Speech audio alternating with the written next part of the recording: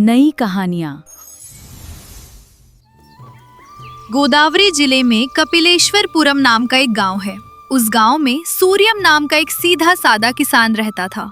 उसे कोई छल कपट नहीं आता था। सामने वाला जो भी कहता वो आंख मूंद कर विश्वास कर लेता था। लेकिन उसकी पत्नी लक्ष्मी बहुत समझदार और हाजिर जवाब थी। एक दिन शाम को सूर्यम खेत से घर आया। उसका चेहरा उतरा हुआ था, आंखों में आंसू थे और वो उदास होकर चबूतरे पर बैठ गया। रसोई घर से लक्ष्मी बाहर आई। अजी सुनते हो, क्या हुआ? आज इतने उदास क्यों हैं? खेत में सब ठीक तो है ना? आप इस तरह से रो क्यों रहे हो? क्या बात है जी? खेत में सब ठीक है लक्ष्मी, लेकिन मेरी जिंदगी बर्बाद हो गई। हमारी सारी जीवन भर की कमाई मिट्टी में मिल गई। कमाई मिट्टी में मिल गई मतलब? साफ साफ बताइए। हमारी बेटी की शादी के लिए बचाए हुए 500 वरा कहाँ गए? अलमारी में सुरक्षित रखे थे ना? नहीं है लक्ष्मी, अलमारी में नहीं है। पिछले हफ्ते जब मैं बगल के गांव गया था तो घर में चोरी का डर लग रहा था, इसलिए मैंने वो पैसे ले जाकर गांव के साहूकार विश्वनाथम जी के पास रख दिए। विश्वनाथम जी के पास? उस बूढ़ी लोमड़ी के पास क्यों रखे? वो कितना बड़ा धोखेबाज है, ये पूरे गांव को पता है ना। कम से कम मुझे तो बता देते। तुम मायके गई हुई थी ना, सोचा जब वापस आओगी तो तुम्हें सरप्राइज दूंगा। वो एक बड़े आदमी है, मुझे लगा हमारे पैसे वहां सुरक्षित रहेंगे। आज जब मैंने जाकर पैसे वापस मांगे तो क्या बोले? कौन से पैसे? तुमने मेरे पास कब रखे? कोई गवाह है? कोई कागज है?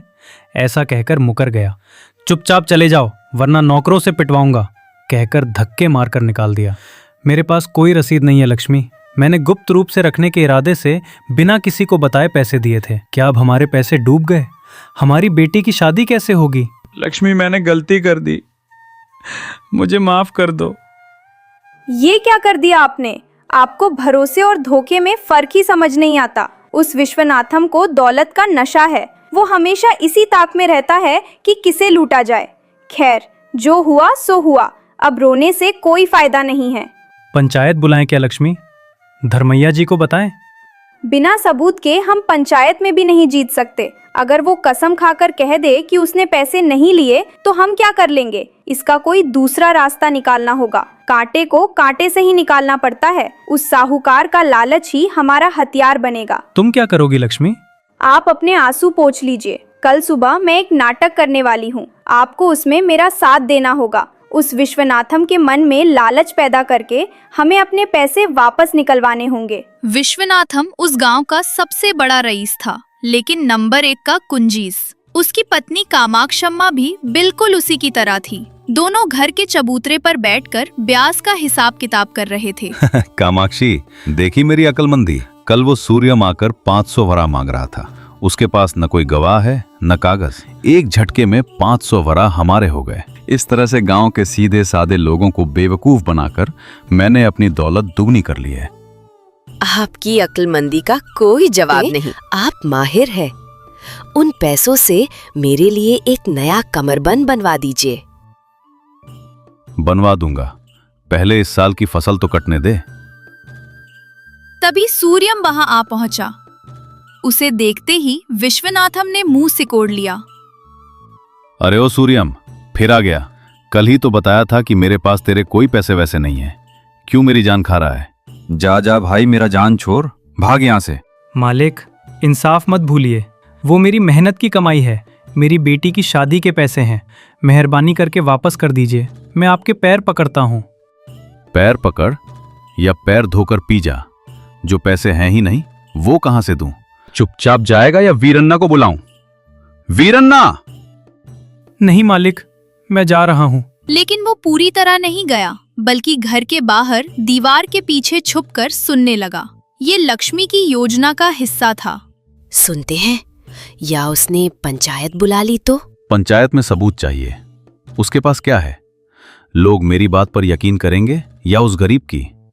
तुम फिक्र मत करो। अरे मैं यहाँ हूं ना। दोपहर का समय। विश्वनाथम और कामाक्षम्मा खाना खाकर चबूतरे पर बैठकर पान चबा रहे थे। लक्ष्मी बहुत घबराई हुई। हाथ में एक बड़ा पीतल का लोटा जिसका मुंह कपड़े से बंधा हुआ था और बगल में एक थैला दबाए वहां आई। उसके चेहरे पर बेचैनी और रहस्य के भाव थे। मालिक, विश्वनाथम मालिक। कौन है? ओहो, सूर्यम की पत्नी। क्या बात है, पति के जाने के बाद अब पत्नी लड़ने आई है? मेरे पास तुम्हारे कोई पैसे नहीं है बेटी। अरे राम, धीरे बोलिए मालिक, दीवारों के भी कान होते हैं। मैं पैसे मांगने नहीं आई हूँ, एक बहुत जरूरी काम से आई हूँ। बस आप ही हमारा सहारा है। क्या काम है और हाथ में ये लोटा कैसा? मालकिन, बात ये है कि मेरे मायके से मेरा भाई आया था। मेरे पिताजी मरने से पहले मेरे हिस्से के रूप में कुछ पुराने सोने के गहने और चांदी के सिक्के दे गए थे। इनकी कीमत लगभग 1000 वरा होगी। 1000 वरा? सच में? सच कह रही हूँ मालिक, लेकिन मेरे पति सूर्यम बहुत सीधे हैं। अगर उनके हाथ में दे दूं तो या तो किसी को दान कर देंगे या कहीं खो देंगे। अभी हाल ही में किसी साहूकार के पास 500 वरा रखकर गंवा बैठे। किसी साहूकार ने उन्हें धोखा दे दिया, इसलिए मुझे बहुत डर लग रहा है। अच्छा, ये मेरे ही बारे में बात कर रही है, लेकिन बेचारी को ये नहीं पता कि मैंने ही धोखा दिया है। अच्छा, तो बेटी अब क्या किया जाए? बस आप ही हमारा सबसे बड़ा सहारा है। आपकी ईमानदारी के चर्चे पूरे गांव में हैं। मैं इस लोटे के गहने और थैले के पैसे आपके पास अमानत के रूप में रखने आई हूँ। 6 महीने बाद जब मेरी बेटी की शादी होगी तब ले जाऊंगी। जरा दिखाओ तो, इसमें क्या है? यहाँ बाहर नहीं मालकिन, इसे अंदर सुरक्षित रख दीजिए। लेकिन मुझे एक छोटा सा शक है मालिक। क्या शक है? बताओ बेटी, बिना झिझक के बताओ। मेरे पति कल किसी साहूकार के पास पैसे मांगने गए थे तो उसने मना कर दिया। गांव में लोग कह रहे हैं कि वो साहूकार आप ही हैं। अगर आपने भी मेरे पति के 500 वरा वापस नहीं किए तो मुझे डर है। अरे पगली, वो सब झूठ है, गांव वालों की फैलाई हुई अफवाहें हैं। कल तुम्हारा पति आया था, ये सच है, लेकिन मैंने ये नहीं कहा कि पैसे नहीं हैं। मैंने तो बस ये कहा था कि अभी खुले पैसे नहीं हैं, कल आना। बस इतनी सी बात है। अगर तुम चाहो तो मैं अभी उसे बुलवाकर तुम्हारे सामने ही पैसे दे दूंगा, अपनी ईमानदारी साबित करूंगा। सच में मालिक? तो फिर वो पैसे दिलवा दीजिए, मुझे तसल्ली हो जाएगी। तब मैं ये लोटा बेफिक्र होकर आपके हाथों में सौंप दूंगी। अभी 500 दूंगा तो 1000 के गहने हाथ लगेंगे। ऊपर से सूर्यम की पत्नी भी बेवकूफ लग रही है। बाद में इन गहनों को भी हड़प लूंगा। ठीक है, मैं अभी सूर्यम को बुलवाता हूँ। वीरन्ना, जा सूर्यम को बुला कर ला। थोड़ी देर बाद वीरन्ना जाकर सूर्यम को बुला लाया। सूर्यम हाथ बांधकर बेचारे की तरह खड़ा हो गया। क्यों रे सूर्यम, कल तू आकर पैसे मांग रहा था ना? मैंने कहा था कल दूंगा, और तूने पूरे गांव में ढिंडोरा पीट दिया कि साहूकार ने पैसे हड़प लिए। छी, यही तेरा तौर तरीका है? नहीं मालिक, आपने तो कहा था कि पैसे नहीं हैं, भाग जा। अरे वो तो मैंने तेरी परीक्षा लेने के लिए कहा था। तेरे पैसे मेरे पास से कहीं जा सकते हैं क्या? ये ले तेरे 500 वरा, गिन ले। विश्वनाथम ने अंदर जाकर पैसों की थैली लाकर सूर्यम के हाथ में रख दी। सूर्यम को यकीन ही नहीं हो रहा था। शुक्रिया मालिक, आप तो भगवान हैं मालिक। भगवान का लाख लाख शुक्र है। मेरा भरोसा कायम रहा मालिक। मैंने अपने पति की बातों में आकर आप पर शक किया, मुझे माफ कर दीजिए। कोई बात नहीं बेटी, व्यापार में ये सब तो चलता रहता है। चलो अब वो लोटा मुझे दे दो, मैं उसे अंदर सुरक्षित रख दूंगा। जी, देती हूँ मालिक। लेकिन एक छोटी सी बात है, इस लोटे में क्या है ये तो आपको दिखाना ही होगा ना, वरना कल को आप कह देंगे कि मैंने तो पत्थर रखे थे, तो हमारी बहुत बदनामी होगी। हाँ, दिखाओ। लक्ष्मी ने लोटे के मुंह पर बंधा कपड़ा धीरे से खोला। विश्वनाथम और कामाक्षम्मा ने आंखें फाड़ फाड़ कर बेताबी से अंदर झांका। ये क्या है? इसमें तो पत्थर हैं। हाँ, वो लोटा नदी किनारे के छोटे छोटे कंकड़ों से भरा हुआ था। न कोई गहने, न कोई सिक्के। क्या बकवास है, हमें धोखा देती है, गहनों के नाम पर पत्थर लाई है। मैंने कोई धोखा नहीं दिया मालकिन, धोखा तो आप लोग देने वाले थे। मतलब कोई गहने वहने नहीं हैं? और जो मायके की बात बता रही थी? वो सब मेरा एक नाटक था मालिक। मेरे पति की शराफत का फायदा उठाकर आप हमारी खून पसीने की कमाई डकारना चाहते थे। अब जैसे ही मैंने 1000 के गहने देने का लालच दिया, आपने लालच में आकर हमारे 500 वरा वापस कर दिए। अरे ओ चालाक औरत, तेरी इतनी हिम्मत, मेरे ही घर में आकर मुझे बेवकूफ बनाएगी। वीरन्ना, पकड़ इसे और वो 500 वरा छीन ले। तभी घर के पीछे की दीवार के पास से गांव के मुखिया धर्मैया और सूर्यम के दोस्त सुब्बैया बाहर आए। वे काफी देर से वहीं छुपकर सब कुछ सुन रहे थे।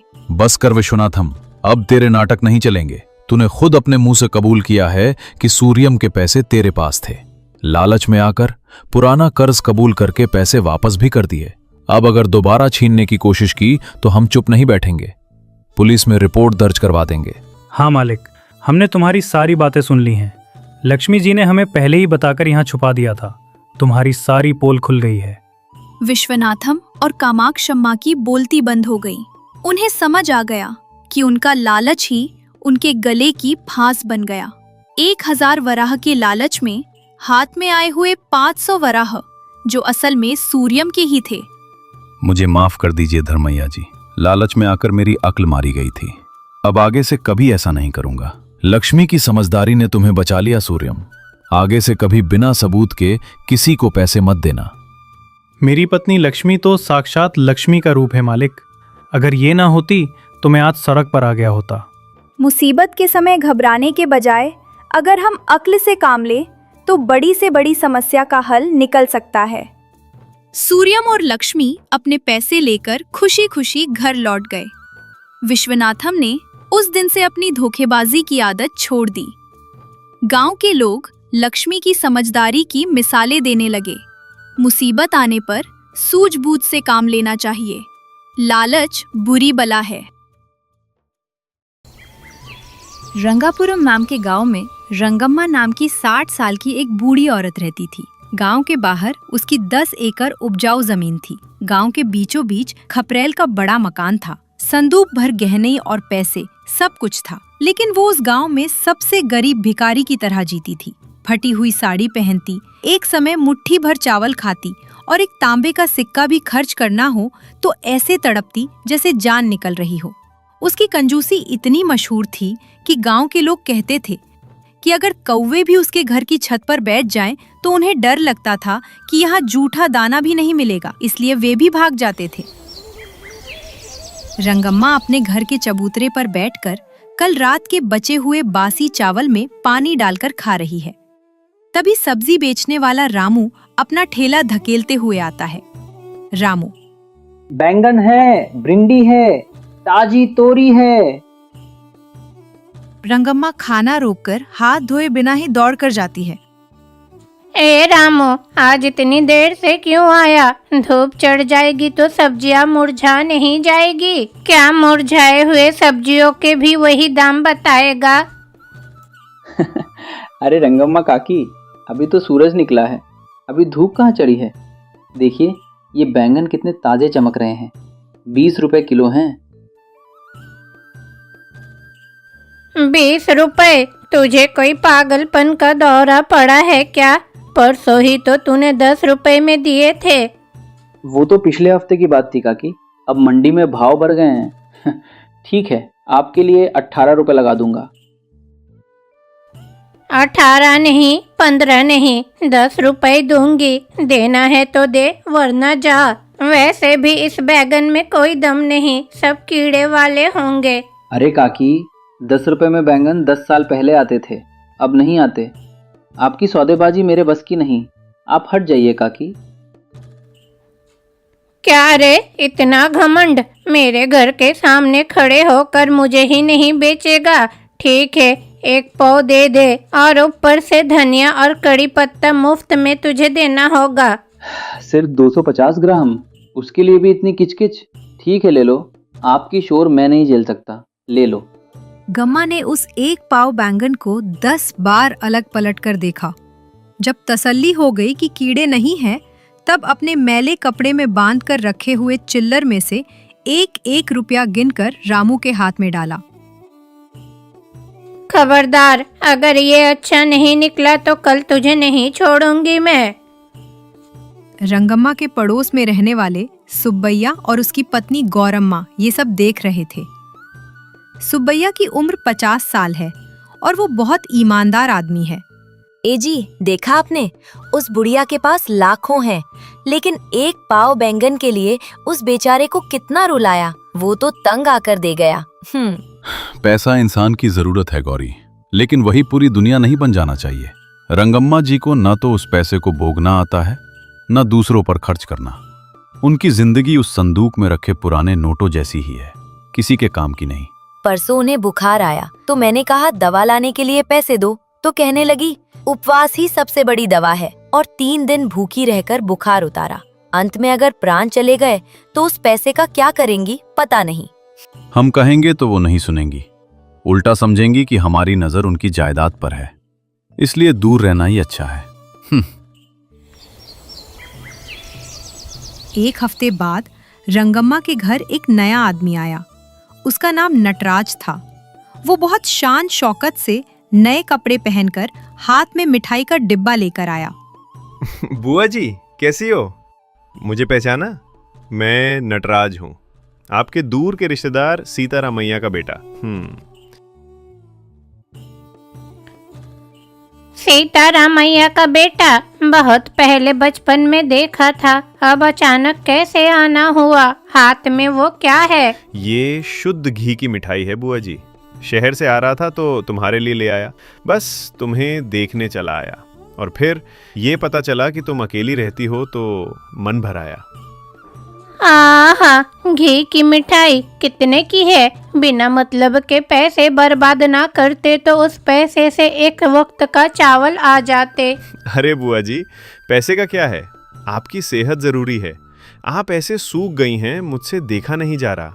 मेरे पिताजी ने मरते वक्त कहा था, रंगम्मा बुआ का अच्छे से ख्याल रखना।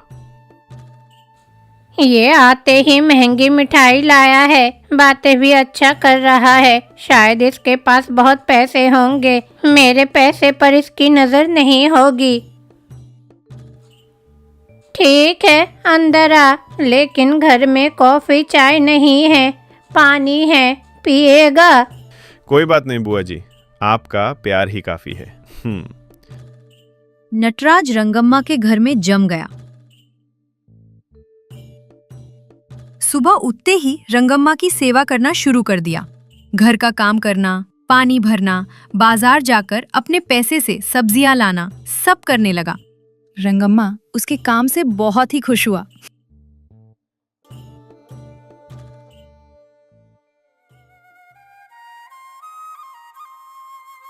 नटराज रंगम्मा के साथ बरामदे में बैठकर बातें करने लगा। बुआ जी, आजकल बैंक वाले भी धोखा दे रहे हैं। हमारे पास रखे पैसे की कोई सुरक्षा नहीं है। क्या बैंक वाले भी? मेरा पैसा तो मैंने घर में छिपा कर रखा है। अरे बाप रे, घर में? बुआ जी, ये तो और भी खतरनाक है। चोर कब आ जाएं पता नहीं। परसों ही बगल के गांव में एक बुढ़िया को मारकर सब कुछ लूट ले गए। सच में? तो फिर क्या करूँ रे? मेरे पास जो है वो थोड़ा ज्यादा ही है, किसे बताऊं समझ नहीं आ रहा। उस सुब्बैया को पता चला तो डर है कि वो लूट ना ले। सुब्बैया का तो मुझे पता नहीं, लेकिन मेरे पास एक बढ़िया उपाय है बुआ जी। सरकार ने बुजुर्ग स्वर्ण योजना नाम की एक नई योजना शुरू की है। उसमें अगर हम अपना पैसा जमा करें तो वो दुगना हो जाएगा, और चूंकि ये सरकार की जिम्मेदारी है, इसलिए चोरों का कोई डर नहीं। क्या दुगना हो जाएगा? मतलब मेरे पास जो 5 लाख है वो 10 लाख हो जाएंगे? हाँ, लेकिन उसके लिए एक छोटा सा काम करना होगा। उस पैसे को एक अनुबंध पत्र पर अंगूठा या दस्तखत करके अधिकारी को देना होगा। मेरा दोस्त वहां अधिकारी है, कल ही बुला लेता हूं। ठीक है रे, मेरा पैसा 10 लाख हो जाएगा तो उससे बढ़कर क्या चाहिए, कल ही बुला ले। रंगम्मा ने ये बात किसी को नहीं बताई, लेकिन पड़ोसी सुब्बैया को नटराज के व्यवहार पर शक हुआ। सुब्बैया ने देखा कि नटराज अक्सर गांव के बाहर चाय की टपरी पर कुछ गुंडों के साथ बातें करता है। गौरी, वो रंगम्मा का रिश्तेदार बताने वाला नटराज अच्छा आदमी नहीं है। वो आज सुबह उस गुंडे सीनू के साथ कुछ बात कर रहा था। मैंने अपने कानों से सुना। वो कह रहा था बुढ़िया फंस गई है, कल काम तमाम हो जाएगा। हाय राम, मतलब वो रंगम्मा जी को धोखा देने वाला है। क्या हमें जाकर बताना चाहिए? हम बताएंगे तो वो विश्वास नहीं करेंगी, उल्टा सोचेंगी कि हम ही काम बिगाड़ रहे हैं। लेकिन ऐसे छोड़ भी नहीं सकते ना, इंसान की जान कीमती है। मैं ये बात हमारे गांव के सरपंच जी और पुलिस को बताऊंगा। हमें तैयार रहना होगा। अगले दिन सुबह नटराज एक नकली अधिकारी को लेकर रंगम्मा के घर आया। हाथ में कुछ कागज थे। बुआ जी, ये देखो अधिकारी जी आ गए। तुम जल्दी से दस्तखत कर दो तो ये पैसा लेकर बैंक में जमा कर देंगे। अगले महीने से तुम्हें ब्याज भी मिलेगा। नमस्ते माता जी, सरकार ने ये योजना आप जैसे लोगों के लिए ही बनाई है। अपना पैसा ले आइए, गिनकर रसीद दे देता हूँ। अंदर जाकर कांपते हाथों से पुराने लोहे के संदूक में से कपड़ों में लिपटे हुए 5 लाख रुपयों के बंडल लाई। ये लो बेटा, मेरे जीवन भर की कमाई है। 1-1 रुपया जोड़ा है, पेट काट कर जमा किया है। बहुत बड़ा काम किया बुआ जी। इधर लाओ। रुक जा, पहले पढ़ के उस कागज में क्या लिखा है। मुझे पढ़ना नहीं आता है। बस यही लिखा है कि मैं रंगम्मा हूँ, ये पैसा योजना में जमा कर रही हूँ। बस दस्तखत करो। पता नहीं क्यों मेरा मन किसी अनहोनी का संकेत दे रहा है। ये पैसा मेरे घर में रहता है तो तभी मुझे नींद आती है। क्या बुआ जी, ये मैं तुम्हारा भला करना चाहता हूँ और तुम्हें शक हो रहा है। चुपचाप दस्तखत करो। अब तक प्यार से बात करने वाले नटराज की आवाज में अचानक कठोरता आ गई। नहीं, मुझे ये योजना नहीं चाहिए। ए बुढ़िया, इज्जत से दस्तखत करती है या तुझे यहीं मार डालूं? नटराज का असली रूप सामने आ गया। रंगम्मा बचाओ बचाओ चिल्लाई। ठीक उसी समय घर का दरवाजा तोड़कर सुब्बैया, सरपंच और 2 पुलिस वाले सिपाही अंदर आए। नटराज रुक जा, वो पैसा छोड़ दे। सुब्बैया, तू? ये हमारा पारिवारिक मामला, तू बीच में मत पड़। पारिवारिक मामला? हमें पहले से खबर है कि ये तुम्हारा रिश्तेदार नहीं है, बल्कि तू एक धोखेबाज है। तेरा नाम नटराज नहीं, नरसिम्हन है। आप जानते हो, इसने पड़ोस के जिलों में भी ऐसे ही बुजुर्गों को धोखा दिया है और जेल भी जा चुका है। क्या ये मेरे सीतारमैया का बेटा नहीं है? नहीं रंगम्मा जी, सीतारमैया का बेटा तो अमेरिका में है। इसने आपकी दौलत के लिए नाटक किया। मैंने कल इसे गुंडों से बात करते सुना था, इसीलिए पुलिस को बुलाया। पुलिस ने नटराज और उसके दोस्त को गिरफ्तार कर लिया। रंगम्मा के हाथ का पैसा सुरक्षित था। वह डर से कांपते हुए सोफे पर गिर पड़ी। रंगम्मा जी, हिम्मत रखिए, खतरा टल गया। सुब्बैया, मैंने तुझे कितना भला बुरा कहा। तू मेरे घर की तरफ देखता भी था तो तुझे चोर कहकर कोसती थी। लेकिन आज मेरी जान और मेरा पैसा तूने ही बचाया ना। मैं कितनी बड़ी पापीनी हूँ। ऐसा मत कहिए रंगम्मा जी, इंसान है तो एक दूसरे की मदद करनी ही चाहिए। पैसा मुख्य नहीं है, भरोसा मुख्य है।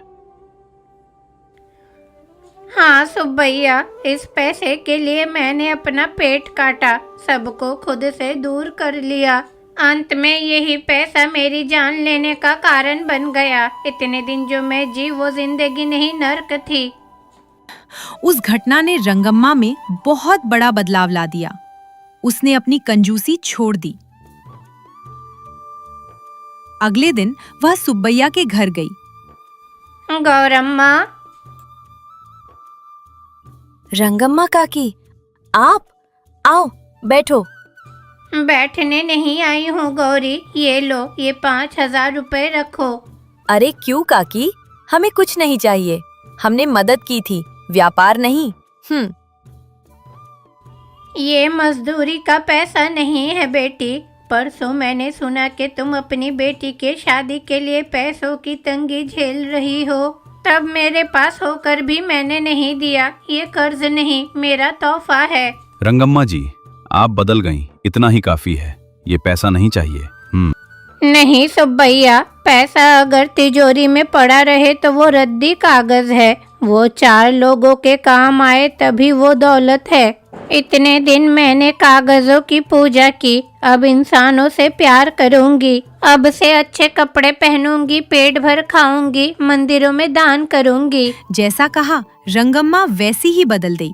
अपनी पुरानी साड़ियों को फेंककर अच्छे कपड़े खरीदे। रामू से सब्जियां बिना मोल भाव किए खरीदना शुरू कर दिया। गांव में किसी को भी मुसीबत आती तो अपनी तरफ से मदद करती। एक दिन रामू सब्जियों का ठेला लेकर आया। बैंगन ले लो, मोल भाव नहीं पर सब्जियां अच्छी हैं। ए रामू 2 किलो दे दे। 2 किलो? भाव नहीं पूछोगी काकी? भाव कुछ भी हो, मुझे क्या रे। किसान मेहनत करके उगाता है तो धूप में मेहनत करके बेचता है। तुम्हारी मेहनत का सही फल मिलना चाहिए। बाकी बचे हुए चिल्लर तू ही रख ले। इन सब्जियों से आज मैं गांव के बच्चों के लिए मैं अपने घर में भोजन बनवाऊंगी।